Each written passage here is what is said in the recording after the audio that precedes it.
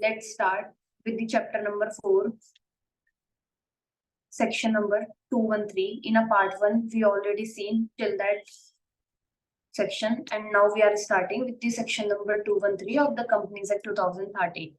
Inspection in investigation into the company's affair in another case. Means अब यहाँ पर क्या होगा कि कौन से अदर केस हैं जिनके केस में हम कंपनी के जो अफेयर्स हैं उनको इन्वेस्टिगेट कर सकते हैं. ओके, अब ये समरी पार्ट है. We will see it and then thereafter this section completed. Tribunal may, in the case of company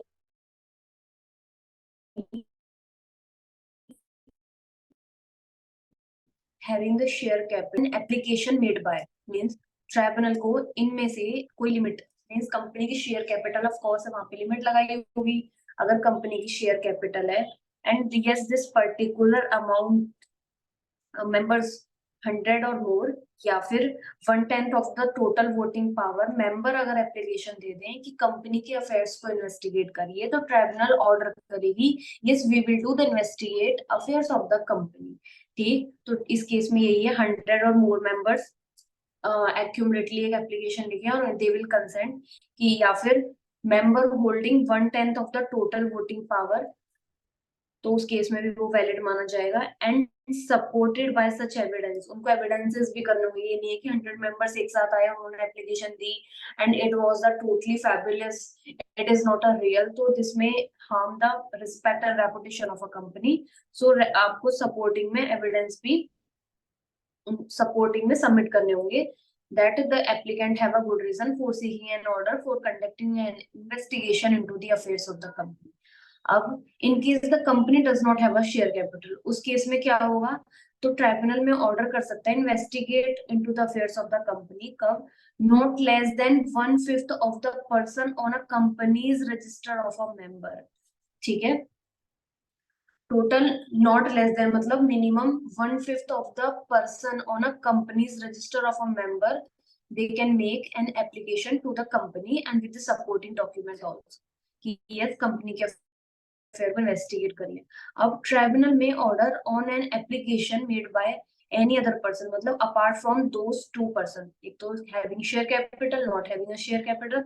अब यहाँ पे आते हैं other person, any other person or otherwise on a circumstances that the business of a company being conducted और मतलब defrauded it's creditor ने लिख the application, या फिर मेंबर्स या फिर any other person that fraudulently हो रहा है, अनलॉफुल पर्पस के लिए हो रहा है, या फिर in a manner oppressive to any of its member और that company was formed to and any fraudulent person concerned in the formation of the company or the management of its affair having connection therewith when guilty पाए गए, या फिर members हो गए हमारे have been given all the information कि that affair जो है कंपनी के नहीं हो रहे हैं, मैनेजर जो डायरेक्टर है कंपनी को अपने हिसाब से कमीशन कैलकुलेट करके अपने अकाउंट्स में क्रेडिट कर रहे हैं.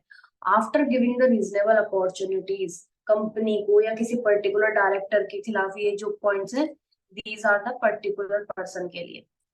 तो उस केस में क्या होगा, अपॉर्चुनिटी हमारी जो ट्राइब्यूनल है अपॉर्चुनिटी ऑफ बीइंग हियर्ड देगी, कंपनी के अफेयर्स को इन्वेस्टिगेट करने का हम ऑर्डर दे सकते हैं. And where such an order pass करेगी tribunal and central government appoint करेगी इसमें वन और मोर कॉम्पिटेंट पर्सन जो कि एज ए इंस्पेक्टर इस केस को इन्वेस्टिगेट करेगा और सेंट्रल गवर्नमेंट को रिपोर्ट सबमिट करेगा. पास ऑर्डर ट्राइब्यूनल करेगी, सेंट्रल गवर्नमेंट अपॉइंट करेगी क्या, इंस्पेक्टर जो एक्ट करेगा investigate into the affairs of the company, and उसके बाद फाइनल रिपोर्ट सबमिट कर देगा सेंट्रल गवर्नमेंट को.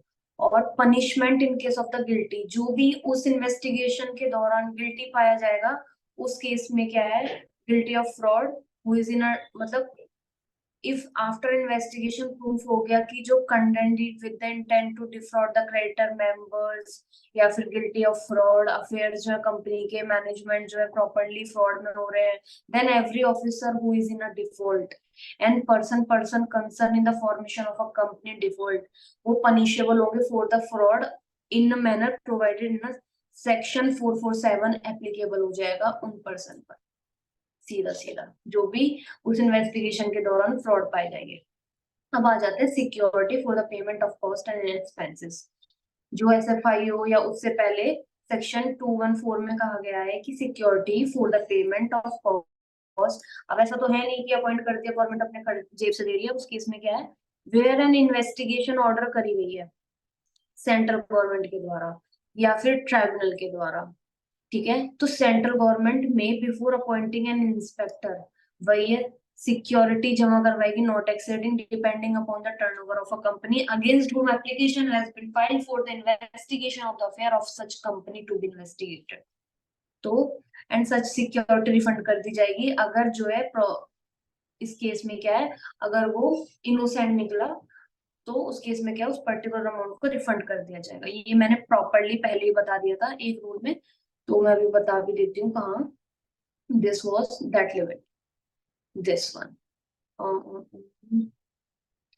वेयर दिस वन, ठीक है, ये लिमिट लिखी हुई है, you can do accordingly this part, okay. So this was there, अब जो लिमिट है वो यहाँ पे प्रेस्क्राइब हो रखी है। Okay, now let's start with the another section also. That is, this one is also firm or body corporate or association not to be appointed as an inspector। जो भी उस कंपनी से कनेक्टेड है, कोई भी फर्म, बॉडी कॉर्पोरेट या फिर association, हम उनको एज अ इंस्पेक्टर अपॉइंट नहीं कर सकते। Means no firm, body corporate other association shall be appointed as inspector. वो रिलेटेड आ जाएगा, वो मतलब फेयरली काम नहीं करेगा, ट्रू एंड फेयर व्यू पे काम नहीं करेगा, उसकी वहां पर क्या है, रिलेशनशिप एग्जिट हो जाएगी। तो उस केस में क्या है, हम लोग क्या करेंगे अब। Now let's start with the another section, that is the 216 of the Companies Act, investigation of the ownership।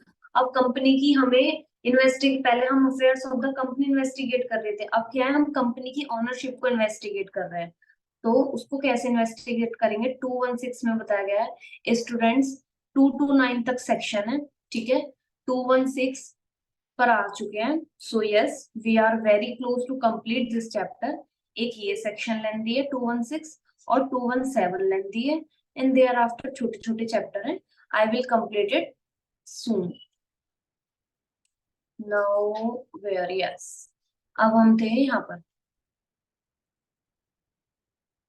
अब इन ओनरशिप को हम इन्वेस्टिगेट करना है। इंस्पेक्ट सेंट्रल गवर्नमेंट अपॉइंट करेगी, पहले यहाँ पर इन्वेस्टिगेशन के लिए सेंट्रल गवर्नमेंट ऑर्डर करेगी investigation, who are the really financially interested, कौन रियल कंट्रोल है उस कंपनी का। तो उसको आइडेंटिफाई करने के लिए एक इंस्पेक्टर अपॉइंट करा जाएगा सेंट्रल गवर्नमेंट के द्वारा। Where it appear to there is a reason, one और मोर अपॉइंट करे जाएंगे। तो इस केस में क्या है, जो इंस्पेक्टर अपॉइंट करा गया है वो क्या करेगा, ट्रू पर्सन को फाइंड आउट करेगा, who are and have been financially interested in a success or failure where real or apparent of the company, who are or have been able to control or materially influence the policy of a company, or who have or had beneficially interest in the share of a company, or who are or have been beneficial owner or significant beneficial owner of the company। जो inspector, appointment of inspector where the tribunal direct, अगर tribunal ने order करा है कि yes इस company के जो हमारी ट्रू ओनरशिप है उसका अपॉइंटमेंट होना चाहिए, तो उस केस में क्या है, अपॉइंटमेंट करा जाएगा इंस्पेक्टर सेंट्रल गवर्नमेंट के द्वारा। तो उस केस में क्या, अफेयर्स को आइडेंटिफाई करेंगे कि who is the real owner of that particular company, who is the holding the ownership of that particular company। To define the scope of investigation while an investor, while appointing an inspector, central government define करेगी scope of the investigation, कि तुम्हें इस scope में investigate करना है। फिर where as a respect manner और for period, मतलब कितने टाइम के अंदर करना है, किस किस लोकेशन पे जाना है, मतलब ये सारी चीजें हमारी सेंट्रल गवर्नमेंट स्पेसिफाई करेगी किसको, इंस्पेक्टर को। एंड इंस्पेक्टर के पास पावर है, सब्जेक्ट टू हिज पावर जो है हमारे शेल भी एक्सटेंड करी जाएगी। कौन कर extend, understanding, not legally binding, observe करी गई, उस अकॉर्डिंग सेंट्रल गवर्नमेंट एक्सटेंड करेगी। अब आ जाते हैं इम्पोजिशन ड्यूरिंग द रिस्ट्रिक्शंस। अब इस केस में क्या आ गया है, कोई भी ना तो सिक्योरिटी इशू करी जाएगी, ना ही ड्यूरिंग द इन्वेस्टिगेशन के दौरान, ड्यूरिंग द इन्वेस्टिगेशन एनसीएलटी जो है इम्पोज करेगी restriction on a securities, that such restriction जो है 3 साल तक भी लगा सकती है। मींस सेंट्रल ट्राइब्यूनल जो है उस केस में जब ड्यूरिंग द इन्वेस्टिगेशन हो रही होगी ओनरशिप की, तो रिस्ट्रिक्शन लगा सकती है ऑन द, मतलब शेयर्स इशू करने पर up to 3 years। This restriction may be go up to the 3 years. If despite such order there is an inspection, then company as well as officer liable होंगे, default में consider करे जाएंगे, and ये provision applicable होंगे हमारे foreign company पर भी। अब आ जाते हैं producer power of the inspector, ठीक है। Producer power of the inspector, section number 217 of the Companies Act 2013. So yes, we were about to complete this chapter 217. Okay. Duty of all the officer and employee and agent including the former officer, जो छोड़ के जा चुके हैं उनकी भी duty है कि जो कंपनी के ऑफिसर हैं, इंस्पेक्टर सॉरी जो सेंट्रल गवर्नमेंट ने अपॉइंट करे इंस्पेक्टर, उनके पास पावर है, वो फॉर्मर एम्प्लॉयज को भी बुला सकते हैं कि if they are responsible for that particular time when they were that particular employ for this transaction, तो वो भी लायबल है जवाब देने के लिए। मतलब उन्हें भी प्रोड्यूस करने पड़ेंगे document. Service duty of all the employees, इसमें ये लिखा गया है, एजेंट हो गया हमारा, which is under the investigation and affairs of a company investigate हो रहे हैं, तो ये सारी हमारी लैब ड्यूटी हो जाती है कंपनी के ऑफिसर और एम्प्लॉइज की। And former employees officer also will also be consider in that particular investigation to preserve करना, प्रोड्यूस करना इंस्पेक्टर को जो भी इन्होंने कॉल करी इन्फॉर्मेशन की, या कोई भी हमारी on the behalf of books हो गए हमारे of the company, otherwise to give to inspector, inspector को all the assistance देनी पड़ेगी in connection with the investigation which they are reasonably able to give, ठीक है। इंस्पेक्टर में require any body corporate other than the body corporate refer in point one की body corporate को छोड़कर other body corporate को भी वो furnish कर सकती है सच इन्फॉर्मेशन और प्रोड्यूस की आप जमा कराइए documents, this particular suppose that ये कंपनी है and they are transacting with another company, अब क्या इंस्पेक्टर को डॉक्यूमेंट चाहिए उस अनदर कंपनी के, तो वो भी, और जो अनदर कंपनी है they are liable to produce the particular transaction to the inspector, ठीक है। Period of custody of the inspector, inspector जो है shall not keep the books of account not more than 180 days and return करना पड़ेगा और कोई भी firm जिससे डॉक्यूमेंट्स लिए हैं, एंड फर्दर एक्सटेंशन मिल सकता है they are in writing for the 180 days, जो कि सेम सीज के टाइम पर था। एग्जामिनेशन ओथ, इंस्पेक्टर किसी भी पर्सन को बुला के एग्जामिनेशन ऑन ओथ करा सकता है, और any other person with the prior approval, हमें पहले इंस्पेक्टर को पहले सेंट्रल गवर्नमेंट से अप्रूवल लेनी पड़ेगी किसी भी पर्सन को एग्जामिनेशन ऑफ ऑन ओथ कराने से पहले, ठीक है। in relation to the affair of the company as the case may be, for the purpose may require any of those appear before him personally, ठीक। अब इसके बाद आ जाते हैं कि person as vested in a civil court, mean same as power है, same process है जो एसएफआईओ में बताया था। पनिशमेंट, अगर कोई भी डिसोबे करता है जो कि रजिस्ट्रार या फिर इंस्पेक्टर ने इश्यू करी गई है कोई भी डायरेक्शन, उसमें केस में क्या है वो पनिशेबल होगा, विच जो जिसमें इम्प्रिजनमेंट हो सकती है 1 साल तक की, और फाइन अब विच 25,000 से कम नहीं होना चाहिए, और मैक्सिमम 1 लाख तक रुपए होगा, ठीक है। अब इसके बाद आ जाते हैं on a conviction, if the director या फिर officer of a company convicted पाया गया है तो उनको हमें ऑफिस खाली करना पड़ेगा, तुरंत उनकी जगह वैकेट हो जाएगी एंड वो डिस्क्वालीफाई हो जाएंगे from holding the office. And 164 में मैंने बताया था कि उनके पास मतलब वो डायरेक्टर नहीं बन सकते कितने टाइम पीरियड के लिए। नोट्स ऑफ एनी एग्जामिनेशन जो भी लिए गए हैं वो राइटिंग में साइन कराए जाएंगे एंड वो रीड करे जाएंगे उस पर्सन के सामने जो भी एग्जामिनेशन हो नोट, और उसको हम जो साइन कराया हुआ एविडेंस है उसको हम यूज करेंगे एज अ एविडेंस, ठीक है। सपोज दैट इंस्पेक्टर ने डॉक्यूमेंट्स मांगे, उस उन्होंने डॉक्यूमेंट्स नहीं दिए अनदर कंपनी ने, या फिर कंपनी ने दिए, कोई भी ऑफिसर से डॉक्यूमेंट मांगे, ऑफिसर ने डॉक्यूमेंट नहीं दिए, और इंस्पेक्टर ने बोला कि इस पर्सन को बुला के लो पर्सनली, वो पर्सन नहीं आया, पर्सन ने आंसर नहीं दिया उन पर्टिकुलर क्वेश्चन के, तो उस केस में क्या है, कोई डॉक्यूमेंट साइन करना था किसी पर्सन को, उसने वो साइन नहीं करे, तो उस केस में क्या है, he shall be punishable up to 6 month तक जेल हो सकती है, and the fine which shall not be less than 25,000 extend up to the 1 lakh, and with the every first day जो कि रिफ्यूजल होगा कंटिन्यू होगा वो पेनल्टी, ठीक है। इंस्पेक्टर को जो भी इंस्पेक्टर मांगेगा, हमें इंस्पेक्टर को क्या क्या असिस्टेंस मिल सकती है, officer of the central government, state government, police मिल सकती है, स्टैट्यूटरी अथॉरिटी टू, मतलब हर कोई इंस्पेक्टर को असिस्टेंस मिलेगी, central government, state government, police की जरूरत है पुलिस की भी उसे पावर मतलब सपोर्ट मिलेगी, ठीक है। अब आ जाते हैं provision for the reciprocal arrangement. Central government में enter in agreement with the government of the reciprocal arrangement so that कि वो इंस्पेक्शन इंक्वायरी इन्वेस्टिगेट कर सके। ठीक है। लेटर ऑफ रिक्वेस्ट, अब इस केस में क्या है, सपोज दैट हमें जो इन्फॉर्मेशन चाहिए वो पर्सन या तो एंट्री में रह मतलब क्रॉस बॉर्डर वो साइन होते हैं। ठीक है। तो उस केस में क्या है, जो अब इंस्पेक्टर को डॉक्यूमेंट चाहिए और वो चाहिए फॉरेन कंपनी से, अब उसके अनदर कंपनी से, उसे बोलते हैं कॉन्ट्रैक्टिंग स्टेट। ठीक है। इस केस में क्या होगा, अब हमें क्या करना पड़ेगा, हम स्पेशल कोर्ट को, कॉम्पिटेंट कोर्ट को एप्लीकेशन लिखेंगे अपनी वाली इंडिया की। अब वो कॉम्पिटेंट कोर्ट क्या है, जिस कंट्री से हमें डॉक्यूमेंट चाहिए उस कंट्री को एप्लीकेशन लिखेगी और दिस पर्टिकुलर डॉक्यूमेंट चाहिए। उस केस में क्या है, वो जो कंट्री का कॉम्पिटेंट कोर्ट है वो डॉक्यूमेंट्स देगा। ठीक है। डॉक्यूमेंट्स देने के बाद अब इस केस में क्या है, वो एविडेंस का मतलब it will become an evidence and then inspector may take from the special court of India. ठीक है। This is written in that particular scenario. और टाइम लिमिट ये है कि विद इन 30 डेज, वही टाइम अलाउड 30 डेज में deposit करने होते हैं। अब आ जाते हैं प्रोटेक्शन। सपोज दैट किसी एम्प्लॉय ने इंस्पेक्टर को बताया कि कंपनी में ये हो रखा है। अब उस केस में क्या है, जो कंपनी है अब वो एम्प्लॉय को क्या करेगी, एम्प्लॉय को क्या कर रही है, कोई भी या तो डिस्चार्ज कर रही है या फिर सस्पेंड कर रही है किसी एम्प्लॉय को, या उसे पनिशमेंट कर रही है या उसे रिमूव कर रही है या उसकी रैंक को रिड्यूस कर रही है, या फिर उसकी जो एम्प्लॉयमेंट है उनके टर्म को मतलब ताकि उसे डिसएडवांटेज हो सके एम्प्लॉयमेंट को, उनको चेंज कर रही है। तो उस केस में क्या है, कंपनी को ट्राइब्यूनल से अप्रूवल लेनी पड़ेगी पहले। ठीक है। उस केस में क्या है, कंपनी को ट्राइब्यूनल से अप्रूवल लेनी पड़ेगी कि we are changing that particular and they have to write this application to the tribunal. And tribunal जो है with from the date of making an application within 30 days body corporate को response करेगी। अब अगर body corporate ने response कर दिया कि yes you can do that, तो उस केस में क्या है, इट इज अ लीगल। अगर बॉडी हमारे ट्राइब्यूनल ने मना कर दिया कि no you can do like this, तो उस केस में क्या है, they are not liable to do that. If they are doing it means they are contravening the provision.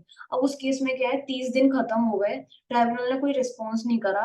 अब उस केस में क्या है, जो कंपनी है मतलब उन्होंने डिसीजन ले लिया। अब उस केस में क्या होगा, हमारा जो पर्सन है मतलब अभी उसके आगे चले जाते हैं। अगर मान लो सपोज दैट उन्होंने ऑब्जेक्ट करना है, ठीक है, तो ट्राइब्यूनल ऑब्जेक्ट, अब इस केस में आ जाता है कि अप्रूवल हो गया हमारा यहाँ पे। ठीक है।